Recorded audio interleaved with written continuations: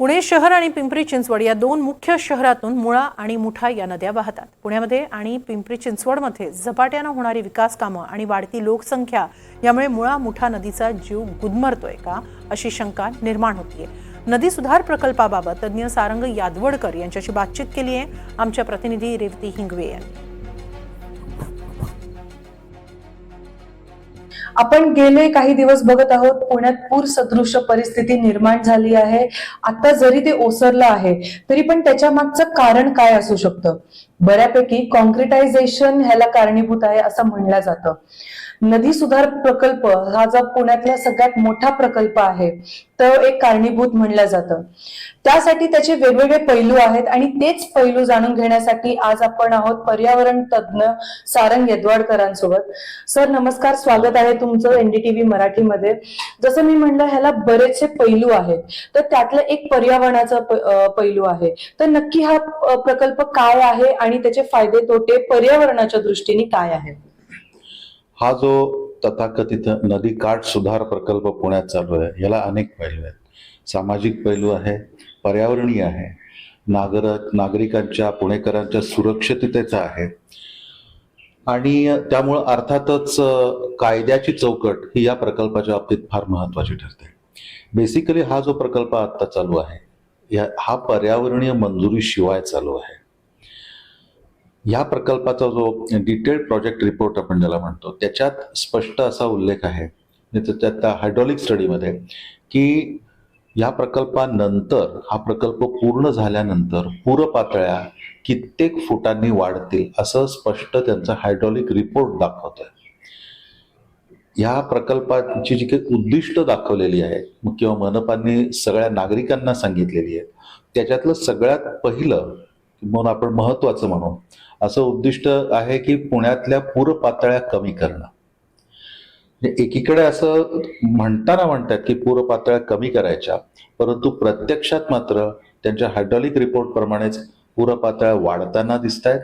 या प्रकल्पात त्या अहवालात असंही म्हणलेलं आहे की हा प्रकल्प हा पूर नियंत्रणासाठी नाही असं एक कोपऱ्यात त्यांनी डिस्क्लेमर पण देऊन ठेवलेलं आहे।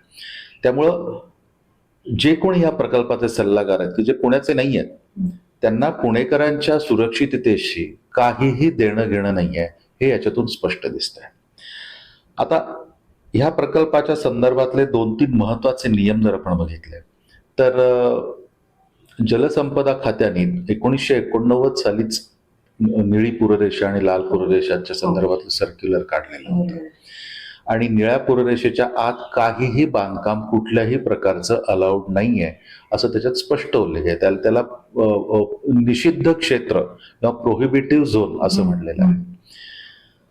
असं असताना सुद्धा ह्या प्रकल्पाखाली नदी पात्रात ब्लू लाईनच्या आत निळ्या पूररेषेच्या आत निषिद्ध क्षेत्रावर त्या भागामध्ये मोठमोठ्या कॉन्क्रीटच्या दगडांच्या भिंती उभ्या करून त्याच्या दोन्ही बाहेरच्या बाजूला प्रचंड प्रमाणावर हजारो डंपर राडारोडा टाकून डेब्रिस टाकून माती टाकून आर्टिफिशियल जमिनी तयार करणं हा प्रकल्प थोडक्यात याचा उद्देश आहे।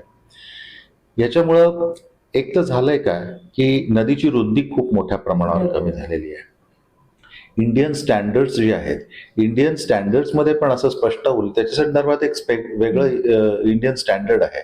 त्याच्यात स्पष्ट म्हणलेलं आहे की तुम्हाला जर नदीच्या काठावर भिंती बांधायच्या असतील, नदीच्या दोन्ही बाजूला भिंती बांधायच्या असतील तर त्या जिथे उंच जमीन आहे तिथे बांधा, नदी पात्रात बांधू नका असं स्पष्ट असताना आणि इंडियन स्टँडर्ड्स म्हणजे आपण त्याला आपलं गीता बायबल कुराण समजतो, परंतु त्याला पूर्णपणे धाब्यावर बसवून या प्रकल्पाचं काम चालू आहे।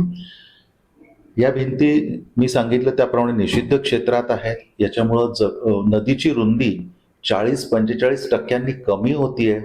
रुंदी कमी झाल्यामुळे अर्थातच प्रवाहाच्या पातळीत वाढ होणार, नदीच्या वहन क्षमता कमी होणार, नदीची पूर वाहून याची क्षमता कमी होणार आणि 2 दिवसांपूर्वी आपण तेच अनुभवलंय एक्झॅक्टली। जिथं हा प्रकल्प चालू आहे पुण्यात जे काही जास्त फ्लड आता येऊन गेले, पूर येऊन गेले 2 दिवसांपूर्वी, ते त्याच्यातली जास्तीत जास्त ठिकाणं या प्रकल्पाच्या ऊर्ध्व बाजूला म्हणजे अपस्ट्रीम साईडला आहे। 1-2 ठिकाणी जिथे हा प्रकल्प चालू आहे त्या भागात पण नुकसान झालेलं आहे। हो. परंतु हे जे वरून धरणाचं येणारं पाणी हे तिथे नदीची रुंदी एवढ्या मोठ्या प्रमाणावर कमी केल्यामुळे पुढे तेवढं त्या वेगाने त्या प्रमाणात वाहून जाऊ शकलं नाही.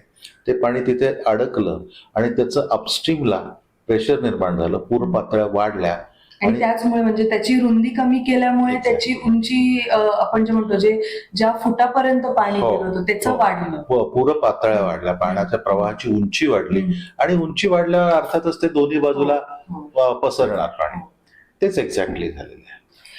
नक्कीच धन्यवाद सर. आपण जसं बघू शकतो की हे जे कॉन्क्रिटायझेशन आहे हे नैसर्गिकरित्या किती हानिकारक आहे आणि निसर्ग ह्याचा कसा रौद्र रूप घेऊ शकतो, असेच काही पैलू जाणून घेण्यासाठी आमच्या सोबत राहा.